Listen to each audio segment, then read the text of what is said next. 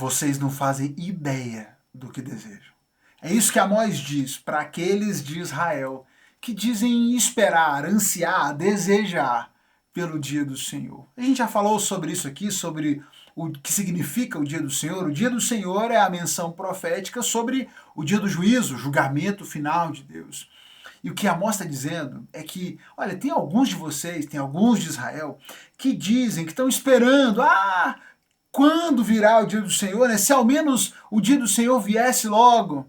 E Amós diz para essas pessoas, vocês não fazem ideia do que vocês estão desejando. O dia do Senhor vai ser para vocês um dia de angústia, de aflição, de trevas, de escuridão. Não vai ser um dia de luz, porque para vocês o dia do Senhor será dia de condenação e não dia de aprovação.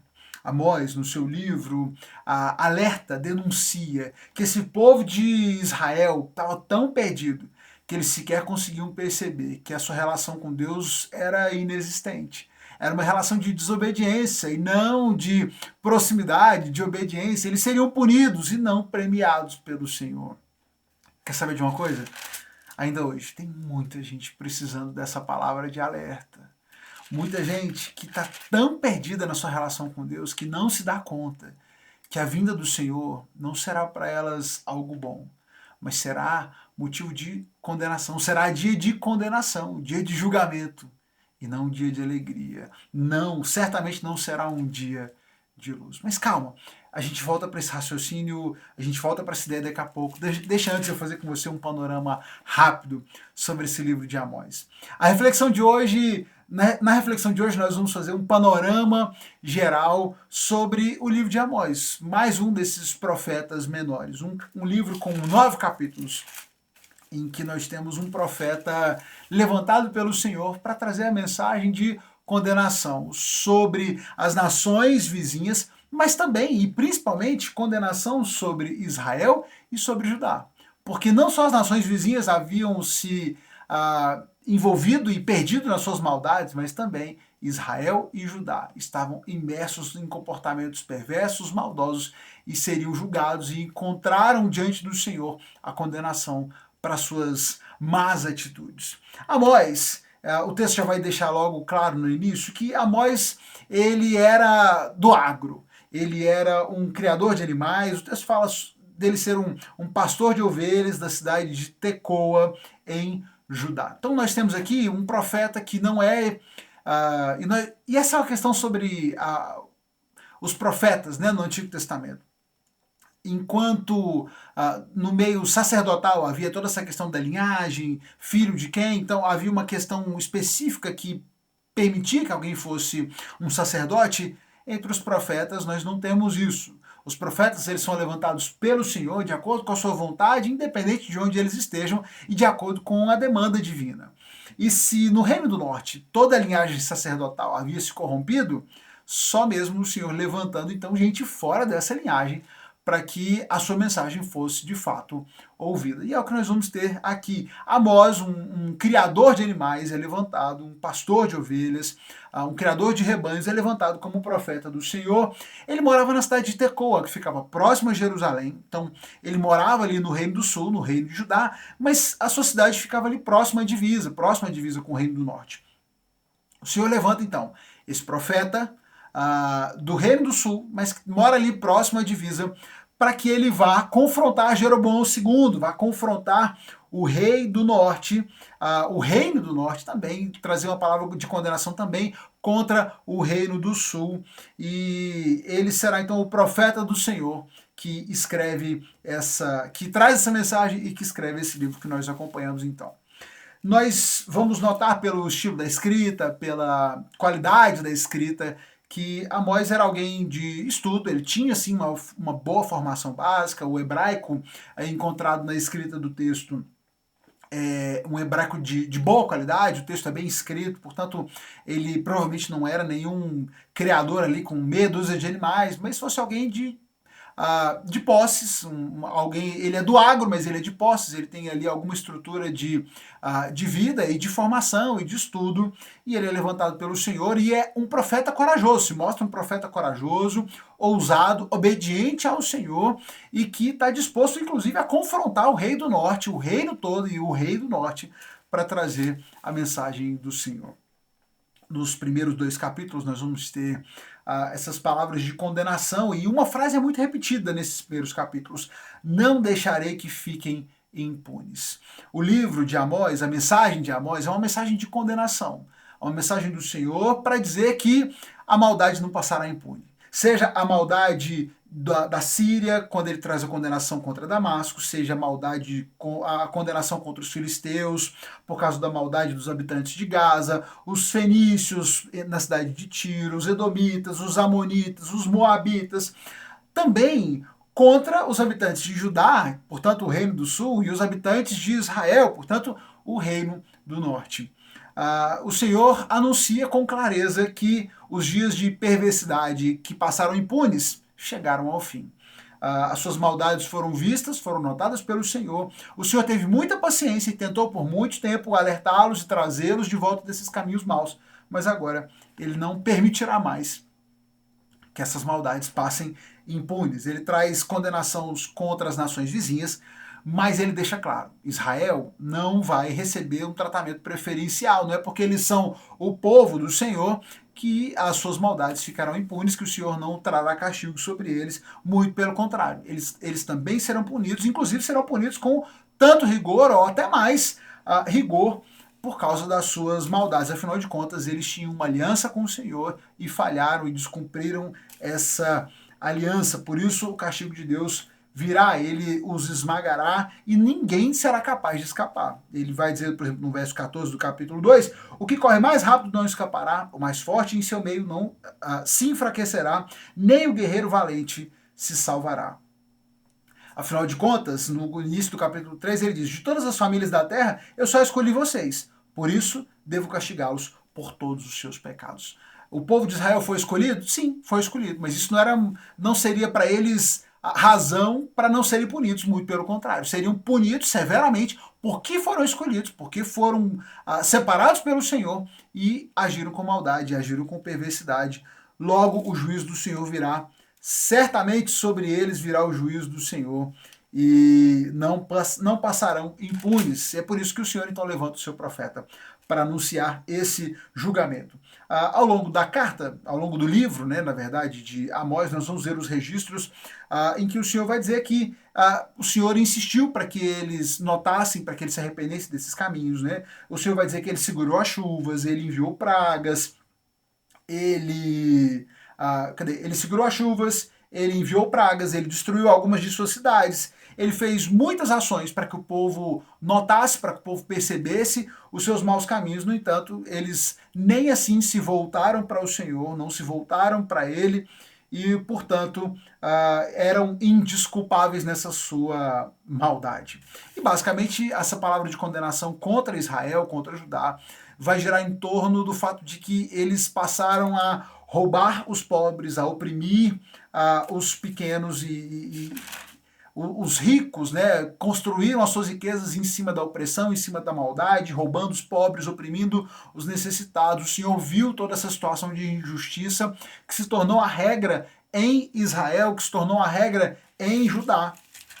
Portanto, haverá um castigo definitivo da parte do Senhor. O Senhor chega a dizer, por exemplo, que aqueles que enviassem 1000 para a batalha, apenas 100 retornariam. Então o Senhor está anunciando aí uma destruição de 90%, uma morte de 90% desse povo. Apenas realmente um pequeno remanescente seria deixado. E esse remanescente depois seria restaurado pelo Senhor, seria trazido de volta. O texto de Amós traz sim uma mensagem de condenação clara, anuncia um castigo que virá e do qual eles não podem escapar, mas também o texto termina com uma mensagem de esperança, dizendo que esse não será o fim, que esse povo será restaurado. Nós temos no capítulo 9 o anúncio dessa restauração, essa esperança para Israel. A partir do verso 11 nós temos um texto, por exemplo, inclusive que traz um caráter messiânico, né, uma profecia messiânica, quando ele diz: naquele dia restaurarei a tenda caída de Davi, consertarei os seus muros quebrados. Texto esse, inclusive, que talvez seja um dos mais importantes do livro de Amós, que vai ser citado por Tiago, lá em Atos, no capítulo 15, nós temos esse registro, quando ele faz essa ligação, dizendo que Jesus é justamente essa restauração da tenda caída de Davi, esse reino de Davi que cai que vai cair aqui nesse momento, vai ser restaurado lá em Jesus, o cumprimento dessa promessa. Então nós temos aqui uma profecia importante, deixando claro que esse reino será restaurado, eles serão trazidos de volta, haverá um remanescente, a destruição não será total, mas sim, haverá um grande juízo de Deus por conta dessa maldade que tomou conta da nação de Israel, da nação de Judá. Amós profetiza cerca de 30 anos da vinda da Assíria contra o Reino do Norte, quando o Reino do Norte cai. Então, nós estamos aqui nesse período por volta do ano 750 a.C., 30 anos antes da Síria vir e, de fato, efetivar esse juízo anunciado por Amós. Mas uma coisa que me chamou muita atenção, e é nisso que eu quero focar para a nossa reflexão de hoje, é quando Amós diz o seguinte, olha, ele coloca aqui no capítulo 5, a partir do verso 18, ele diz assim, que aflição espera vocês que dizem, se ao menos o dia do Senhor chegasse, não fazem ideia do que desejam. Aquele dia trará escuridão e não luz. Vocês serão como o homem que foge de um leão e acaba encontrando um urso, que apoia a mão na parede de sua casa e é picado por uma cobra. Sim, o dia do Senhor será de escuridão, não de luz. Não haverá um só raio de claridade no meio das trevas. Sinto imenso desprezo de suas festas religiosas. Não suporto suas reuniões solenes. Não aceitarei seus holocaustos, nem suas ofertas de cereal. Não darei a mínima atenção para suas melhores ofertas de paz. Chega de seus ruidosos cânticos de louvor. Não ouvirei a música de suas harpas. Em vez disso, quero ver uma grande inundação de justiça, um rio inesgotável de retidão. O Senhor está dizendo para esse povo, olha, e Amós anuncia isso com clareza, vocês em Jerusalém e em Israel, que estão dizendo, se viesse pelo menos o dia do Senhor, vocês não fazem ideia do que vocês estão desejando. Vocês acham que quando o Senhor vier, Ele trará bondade, Ele trará dias de paz, dias de luz sobre vocês? Não, Ele vem para trazer juízo. Ele vem para destruir vocês, porque vocês são o problema. Esse povo estava tão perdido na vida de pecado, tão perdidos no relacionamento com Deus, e tão anestesiados pelo pecado misturado com práticas religiosas que eles não se davam conta da sua perversidade. E por isso o Senhor diz, olha, eu tenho um imenso desprezo por vocês, eu desprezo as festas religiosas de vocês, eu não suporto os cultos, as reuniões solenes de vocês, não quero saber dos holocaustos, dos sacrifícios que vocês fazem, não dou a mínima atenção para as melhores ofertas que vocês possam trazer. Chega de ouvir os cânticos de vocês, não aguento mais ouvir esses louvores que vocês cantam, porque não são reais, é só falsidade, é só aparência. O que eu queria de verdade, eu queria ver uma grande inundação de justiça, um rio inesgotável de retidão. Eu queria ver vocês vivendo o que vocês deveriam viver, vocês vivendo o que vocês dizem acreditar. E não essas superficialidades, esses ritos religiosos que vocês fazem, quando na verdade estão pecando constantemente. Ele disse no capítulo 3, no verso 10, o meu povo esqueceu como é fazer o que é certo. No capítulo 4, a partir do verso 4, ele disse assim, andem, vão a Betel cometer pecados, continuem a desobedecer em Gigal, ofereçam sacrifícios todas as manhãs e tragam seus dízimos a cada 3 dias, apresentem seu pão com fermento como oferta de gratidão, entreguem suas ofertas voluntárias para saírem se gabando delas. É o tipo de coisas que vocês, israelitas, gostam de fazer, diz o Senhor soberano. E olha, como é interessante notar esses detalhes, porque a referência aqui, a Betel, a Gilgal, eram lugares de adoração no Reino do Norte. Olha, e ele diz, olha, vão para Betel pecar. Vocês acham que estão indo para Betel prestar culto? A verdade é que vocês estão indo para lá e vocês continuam pecando em todo lugar que vocês estão. Vocês pecam constantemente contra o Senhor. Vocês oferecem sacrifício todas as manhãs, vocês apresentam seu pão com fermento como oferta de gratidão, vocês estão entregando ofertas voluntárias, mas vocês fazem isso só para vocês saírem se gabando delas. E ele diz, esse é o tipo de coisa que vocês, israelitas, gostam de fazer. Se gabar da religiosidade e continuarem pecando como se nada estivesse acontecendo. É por isso que vocês estão assim, sem noção nenhuma do que vocês estão desejando, do que vocês estão querendo. Falam do dia do Senhor e não se dão conta que ele virá para destruir vocês por causa das suas maldades. E é por isso, e é nesse aspecto que eu quero trazer essa aplicação para nós aqui. Quantos estão tão perdidos na sua vida com Deus, tão perdidos, que não se dão conta de que o dia do Senhor, o dia do julgamento do Senhor, virá e trará destruição sobre eles. Não trará paz, não trará alegria, mas trará condenação. Meu amigo, certifique-se de que você não seja também um desses. Mais um desses que canta, que louva, que vai à igreja, que tem o nome num hall de membro, que acha que está tudo certo com Deus, porque afinal de contas sua família está há 5 gerações e construiu e plantou a sua igreja e construiu um grande templo. Certifique-se de que você não seja mais um desses que tem encoberto seus pecados com muitos ritos religiosos, mas que é desprezado pelo Senhor, que não é aceito por Ele, porque tem andado longe dos seus caminhos. Se arrependa dos seus pecados. Pare de tentar maquiar sua maldade com seus atos religiosos e se gabar da sua religiosidade. O que o Senhor quer de nós, o que Ele quer de você, o que Ele quer de fato do seu povo, Ele quer uma grande inundação de justiça, um rio inesgotável de retidão. Nos arrependamos, sejamos sinceramente, verdadeiramente devotados ao nosso Deus. Não simplesmente com atos religiosos, mas principalmente com uma vida de justiça, uma vida de retidão diante do Senhor, para que não sejamos, para que você não seja mais um desses que não faz ideia do que deseja e que vai se surpreender na vida do Senhor, encontrando julgamento e condenação, ao invés de paz e alegria. Deus tem misericórdia desses que estão se enganando, que estão sendo enganados.